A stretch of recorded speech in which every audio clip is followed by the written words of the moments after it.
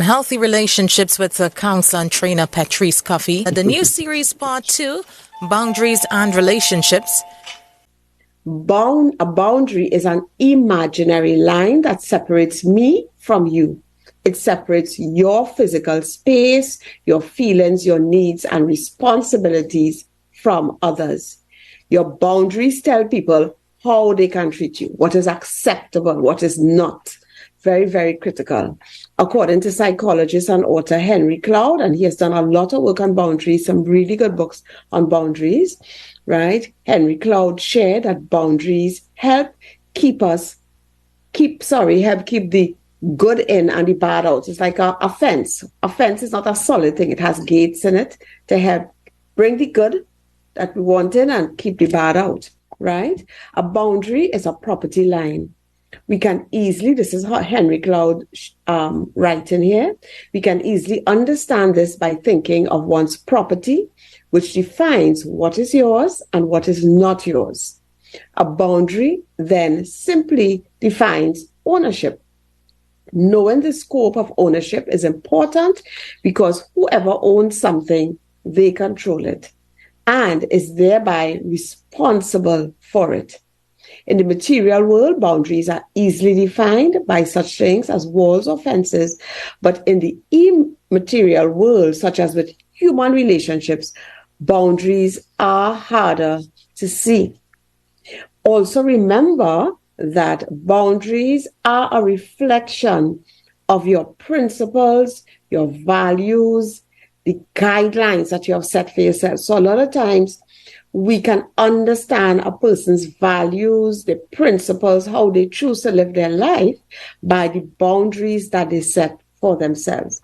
And remember, in the last program, part 1, the first program of boundaries and relationships, I discussed the different types of boundaries when it comes to relationships. Because, of course, we have boundaries, even physical boundaries. God has laid down boundaries. The sea can only come this far, right? We know it have times when things like that are crossed, but there are boundaries everywhere in the physical nature, but also we understand there are boundaries in relationships. And of course, this program is about boundaries and relationships. So the boundaries that we're talking about with respect to relationships are physical boundaries, intellectual boundaries, emotional and mental boundaries, sexual boundaries, time boundaries, and material boundaries. And I would have explained this in part 1 of this program. So if you want to go and look into it, you can visit FBN TV on YouTube to hear more about these different types of boundaries as they relate to relationships. Now, Black and Ends, 1997, they wrote a book, Better Boundaries, Owning and Treasuring Your Life. They say, without, and I found this was so important that I had to share it. They say, without personal boundaries, you will act, sleep, work, groan, feel used, and fulfill basic responsibilities rather than make choices to live and love fully, to work hard and nobly, to fulfill your purpose, and to contribute passionately to your world.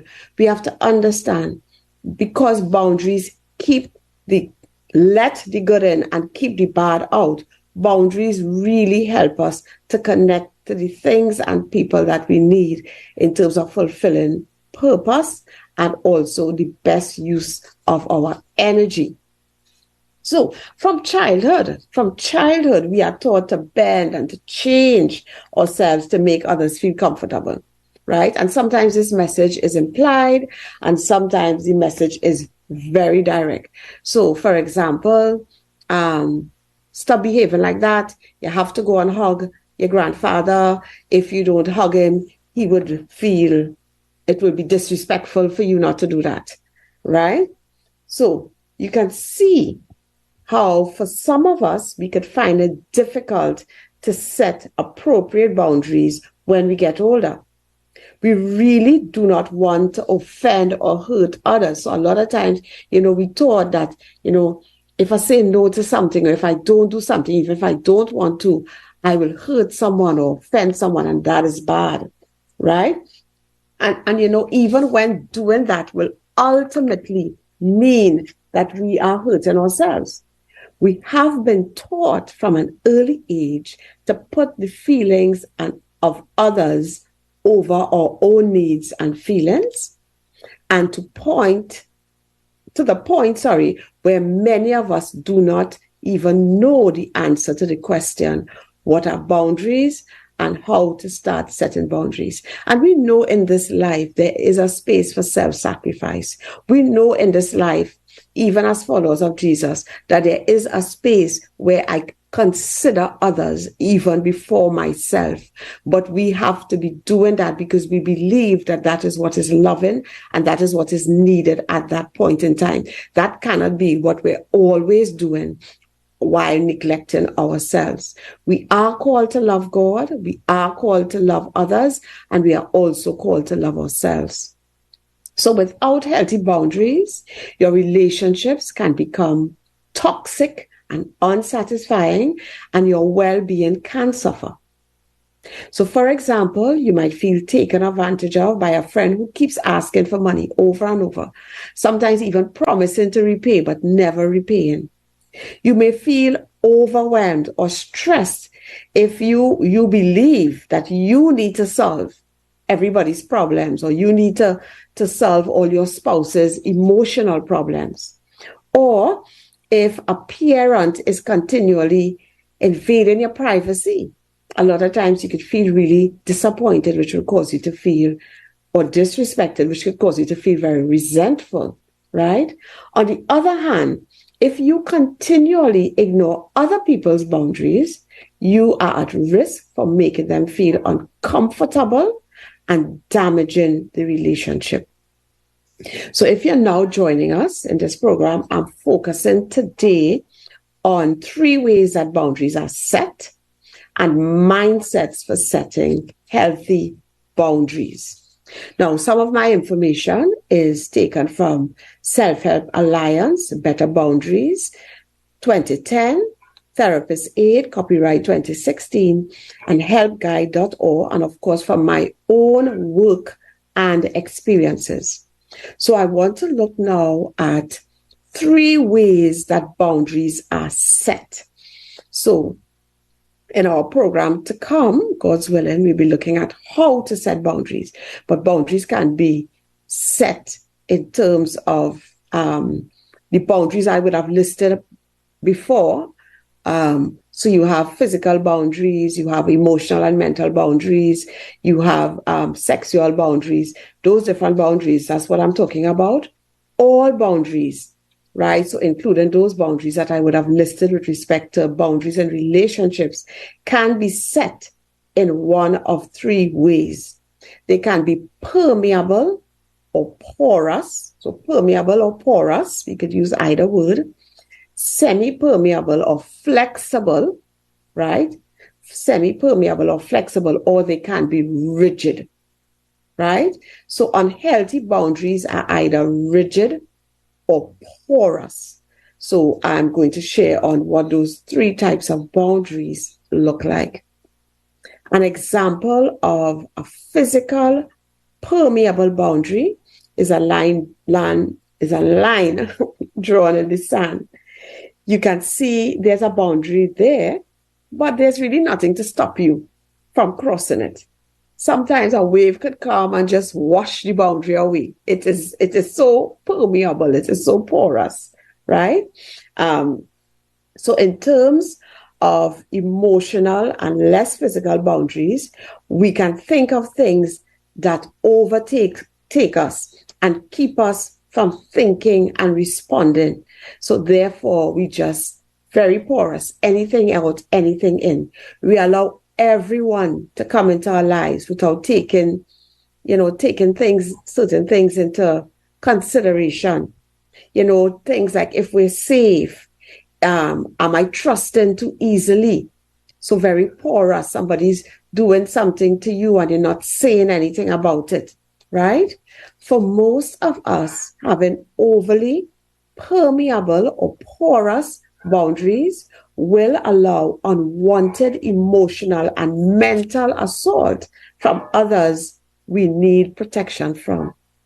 Also, permeable or porous boundaries may mean we let too much of ourselves out, right? So we're not limiting the level of privacy and also our sense of self. So with porous or permeable boundaries, we let in everything in. And we know that in a broken world, right, people have issues. And there are people who will want to hurt us, right, whether intentional or not. So we have to understand being porous and letting everything in is not wise, and it is not going to help you live a fulfilling life or even to fulfill your potential. And then we have rigid boundaries. So an example of that in terms of the material world, the physical world, would be like a brick wall, right? It can't be moved without great force, a good amount of force, right? A person with rigid boundaries is closed off, so nobody can cross their boundaries. Often, people with overly rigid boundaries do not allow others to get close to them emotionally and sometimes even physically, right? Rigid boundaries do not allow us to be open to new thoughts or ideas and can often keep us in the dark. So with rigid boundaries is me, myself, and I. And of course, with that, we don't grow because we need community to grow. We need healthy relationships to grow. We need healthy relationships to accomplish the things that God has put us on this earth to accomplish. No man is an island. All right. So rigid boundaries, we're keeping everybody out. It's me, myself, and I. Yeah. And then we have semi-permeable boundaries or flexible boundaries, right? And these are healthy. So flexible boundaries are firm and clear, right? And it means it could change according to the situation. They are open enough to allow new ideas, thoughts, and resources to enter when needed, but also sufficiently close to protect us from harm, right? So kind of think about a sieve, and it's allowing safer things in and keeping unwanted things out. So when you use like a strainer, right? Keeping what you want in and letting what you want out. So that's semi-permeable or flexible boundaries. And flexible boundaries also could change with what is necessary. So I may be tentative about trusting you, but as we work closer and closer together and we get in, I could change that boundary about how much I trust and how much I share. I'm flexible, right?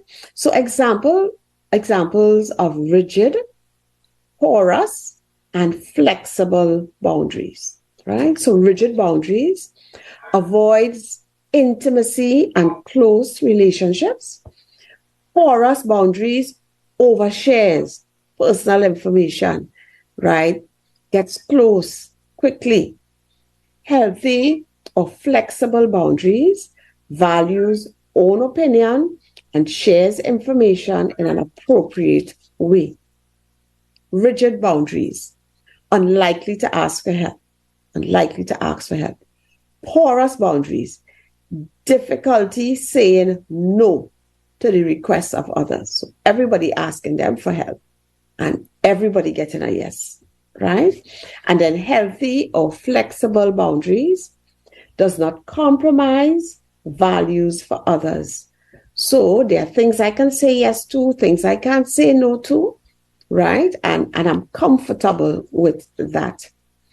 Rigid boundaries has few close relationships. Porous boundaries over-involved in other people's problems a lot of times, right?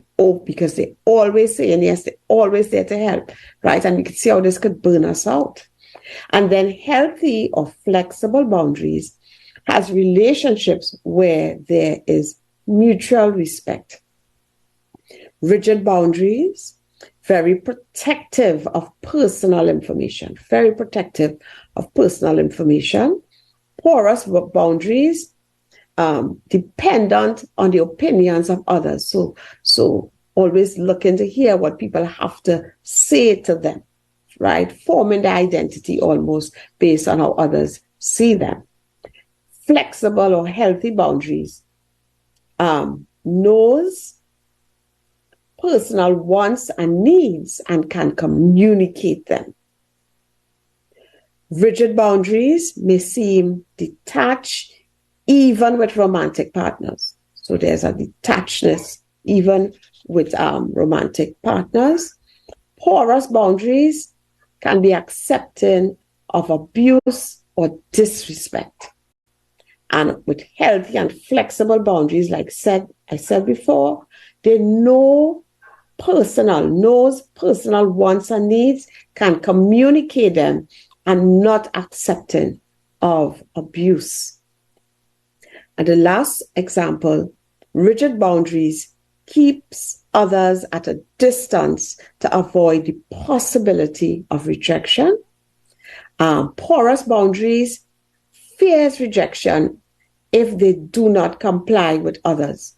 So they're afraid to be rejected if they don't say yes, if they don't comply with others. And then healthy or flexible boundaries accept when others say no to them and can say no when needed. Now, the truth is that most people have a mix of different boundary types. So, for example, someone could have healthy boundaries at work, porous boundaries in their, intimate relationships, and a mix of all with relatives and friends. So most of us, if we really do a check, we could have a mix, and therefore we need to look into that, because sometimes we're being too rigid and sometimes we're being too porous. Yeah. The appropriateness of boundaries depend heavily on the setting. What is appropriate for me to say when I'm, liming with my friends, hanging out with my friends, right? Might not be appropriate for me to share or say at work. Now, there are many reasons why people may consistently struggle with unhealthy boundaries. So we see there are three different ways in which we set boundaries. They can be porous, they can be rigid, or they can be semi-permeable or flexible. And we're saying that the rigid and the porous, they are unhealthy, but most of us have a mix of all three, and that's where we need to do some work, right? But there are reasons why people consistently struggle with unhealthy boundaries, and I'm going to share that. The desire for control. Some people use boundaries to manipulate others. So you have people who will stonewall in conversations, and no matter what, you cannot get through to them. They have set that boundary. I will not be speaking to you unless you do X, Y, and Z. Right? So they use that as a means of controlling. Right? People also struggle to set boundaries. And that desire for control, a lot of times people have a lot of deep insecurities and fears, which is why they want control. Fear of rejection is another one. If you are afraid, for example, of a romantic partner walking out of your life because of your flaws or your past, you may decide, I'm not sharing certain things at all. Or sometimes you even don't speak up about things that you're uncomfortable with, and therefore very porous or rigid and porous in the same relationship. You also have, sometimes people have a lack of experience in setting limitations. So you grew up with people who were very poor at setting boundaries, and therefore it is difficult for you to manage and to set proper boundaries in your life. So you may have had growing up, everybody just invading your space. You couldn't say no. And, okay, eventually this felt normal. And because of that, you also find it difficult to set certain boundaries and also keep. So you could be someone who ends up invading people's space and not understanding privacy as a result of your experiences. Another one, an overly agreeable personality, and we're looking at why we struggle, why we can struggle to set healthy boundaries. Another one is an overly agreeable personality. If you are too eager to please other people, you might allow them to do things that make you uncomfortable. Maybe you regularly overcommit to activities or agree to help people because you simply want to be loved and accepted. So you seem to have everybody loves you, but everybody loves you because you're always saying yes, right? And because deep down you get your sense of worth and value and acceptance from how people see you and think about you and feel about you, right? And then there's the issue of a low self-esteem. So there are people who feel like if their needs and wants are not worth vocalizing, right? Everybody else's feelings and needs are more important than mine, right? And as a result, you say nothing and people fail to even recognize your discomfort because sometimes you're acting in a way that looks like you're okay with it when deep down you are not. You just somehow believe I am not as valuable as or as important as my wants, my needs, and not as important as others. So now a major reason and a reason that we do not set healthy boundaries is fear. And I was able to find a wonderful article on hardinlife.com by Audrey Hardin, a professional counselor. And Hardin shared, I believe it is 5 fears that we have that prevents us from consistently setting healthy boundaries or struggling to set healthy boundaries. And so I found it was a really good article. So I just want to share what Hardin wrote. And so 5 common reasons why we may fear setting boundaries and the truth you need to know to set you free. Number 1 is the fear of losing love. The fear of losing love. Fear of rejection, abandonment, and emotional cutoff, right? We have fears about these things. We can see love as an exchange, a tit for tat. If I mess up or let you down, you will abandon me. If I do for you, you will do for me. And if I do not, you would not love me.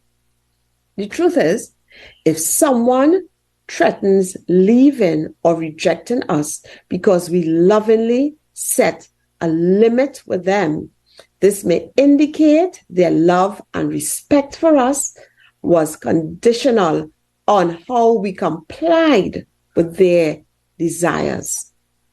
We want to surround ourselves with those who will value us as we value them.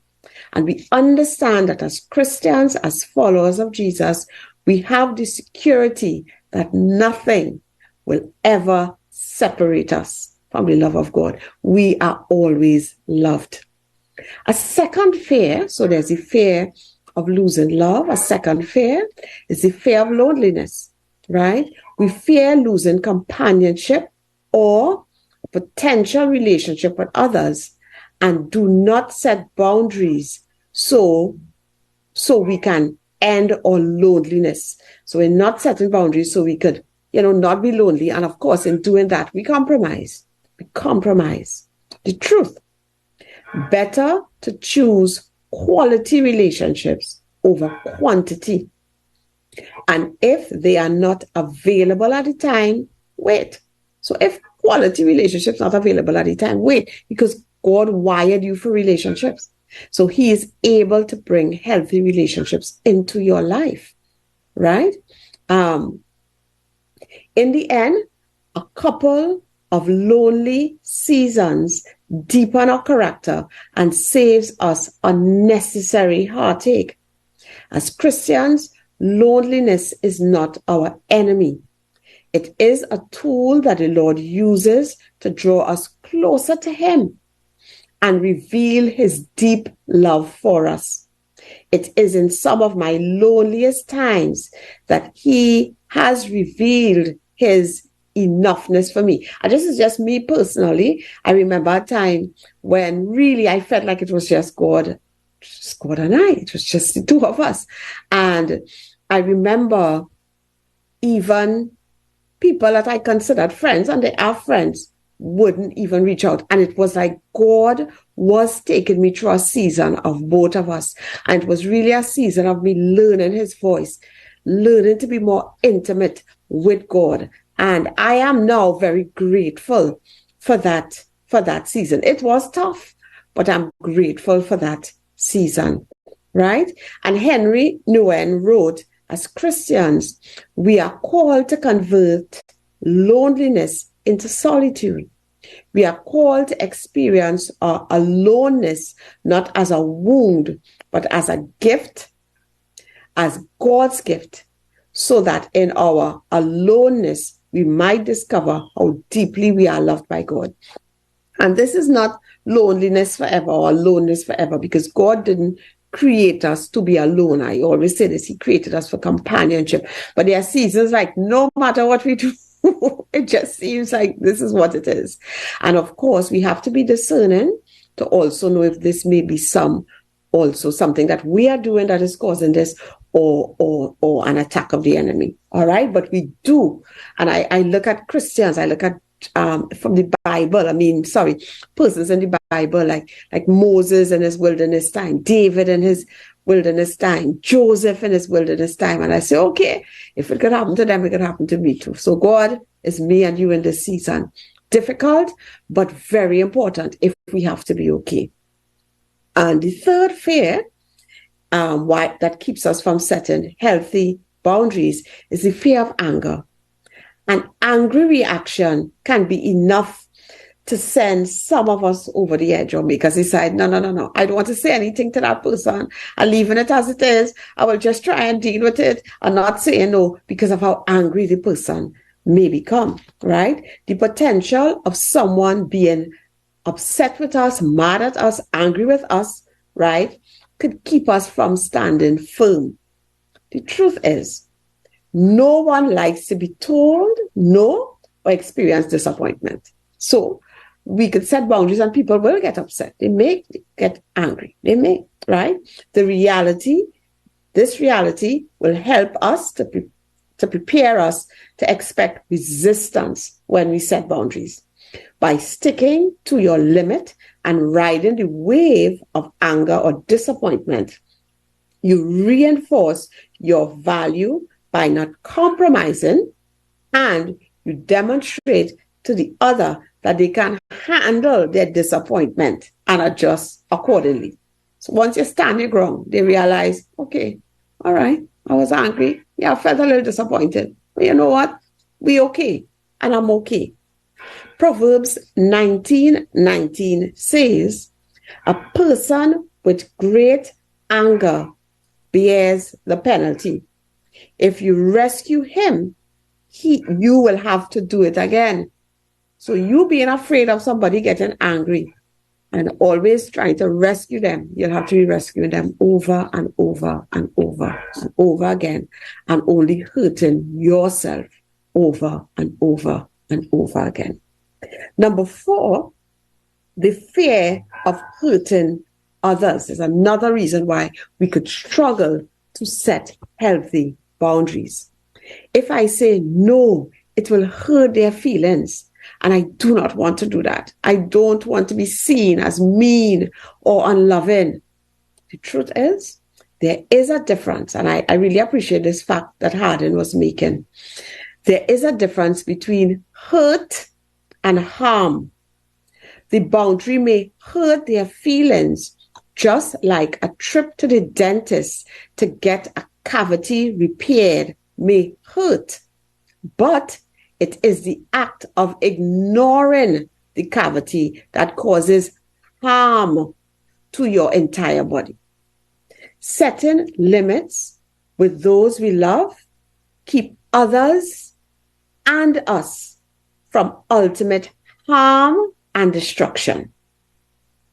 So a person may feel a little hurt or upset when we set a boundary, but ultimately it keeps us from harm and destruction. We see this in the life of Jesus, who took time to go away and pray, even though he was surrounded by a multitude of needs. We also see in the biblical depiction of relationships, and this is Proverbs 9:8 says, "Do not reprove a scoffer, or he will hate you. Reprove a wise man, and he will love you."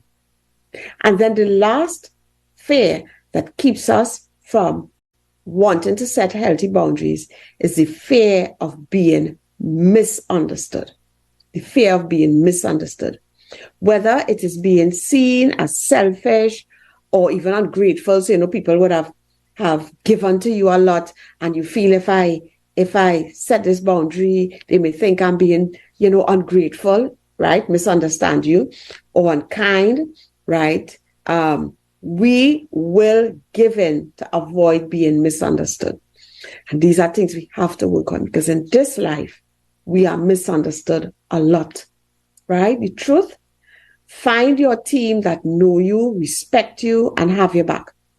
When you have at least one other person in your corner, being, apart from God, of course, he's in your corner, being misunderstood by others, doesn't have the same sting, right? The Lord understands even when the world does not. The reality of living as Christ followers on this earth is that just as he was, we will be misunderstood, even by fellow believers, right? The key is remembering that God, he is our defender and our judge, not the world. And this is respect to being misunderstood. Of course, people can judge us. Bible tells, judge us by our fruit. Nothing is wrong with that, right? Judge based on knowing the whole story, which most of the times we don't ever know, right? But these are reasons, these are fears why people don't consistently set healthy boundaries, right? So let me just see. The fear of losing love, right? And a lot of times it's not really love. The fear of loneliness, the fear of people being angry, the fear of hurting others, and then the fear of being misunderstood. And I think I'll have to deal with mindsets in the next program. So I want to close with this, right? Do you have a boundaries issue? Do you have a boundaries issue? And Mark Manson of markmanson.net, A Guide to Strong Relationships and Boundaries, he actually asks the readers to answer the following. So do you have a boundaries issue? So here's what I'm asking. Do you ever feel like people take advantage of you or use your emotions for their own gain? Do you ever feel like you are constantly having to save people close to you and fix their problems all the time? Do you find yourself sucked into pointless fighting or debating regularly? Do you find yourself far more invested or attracted to a person than you should be for how long you have known them?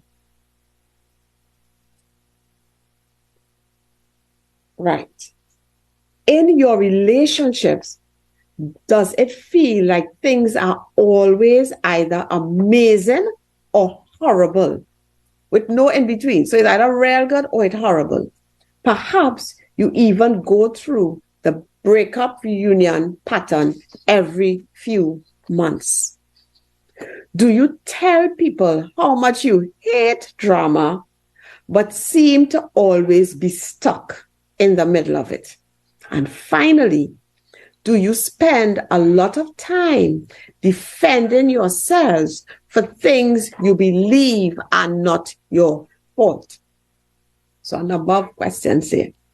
If you answered yes to even a few of the above, you probably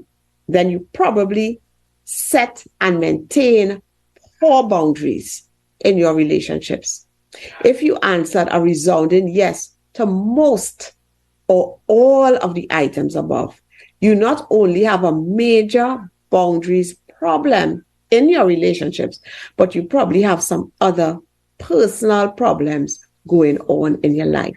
So I want to stop here and just letting you know that then in the next program, I will continue on mindsets for healthy boundaries and start looking at how to set healthy boundaries. So in this program, what I did was really look at the 3 types of ways people set boundaries, whether they're porous, rigid, or flexible. Flexible being healthy, right? Porous and rigid being unhealthy. And some of the reasons why it's difficult for us to consistently set healthy boundaries. Remember, most of us have a mix of that. So we can always do better in terms of setting boundaries.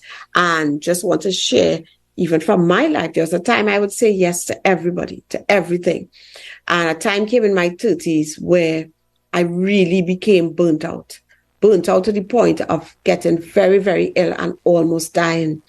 And I remember God saying to me when I stepped out of that car with that chest x-ray that said that I had pneumonia and it was bad. God saying to me, Petreece, you love people and you really want to help people, but you're not going to help people if you don't love yourself and take care of yourself.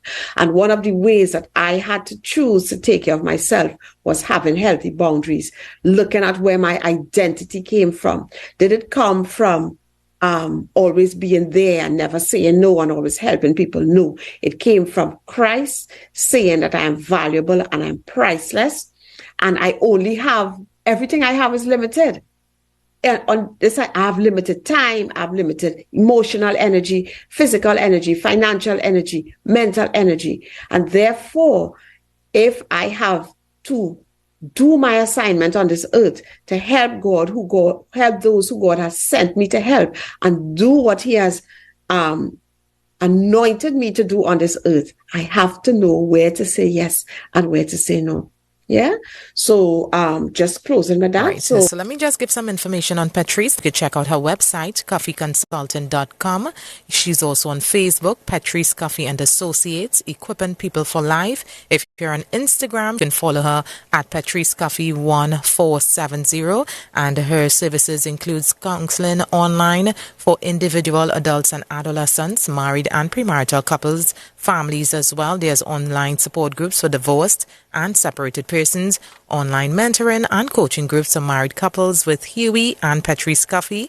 There's also training. You've got workshops and webinars, and these include marriage enrichment, premarital workshops, parenting, building healthy relationships, lay counsel training, and self-esteem improvement. The webinars on the website at cuffieconsultant.com. You've got understanding men and their emotions and how to encourage them to share, and also understanding marital trust and how to rebuild it when it's broken. And there are books as well. Yeah, you can go onto Amazon.com and you can check out the books. A Mind for Christ by Huey Cuffie and What My Parents Taught Me About Sex, Marriage, and Choosing a Husband by Huey and Petreece. And make sure you get yourself a copy as well. So the number once again, 329-7383.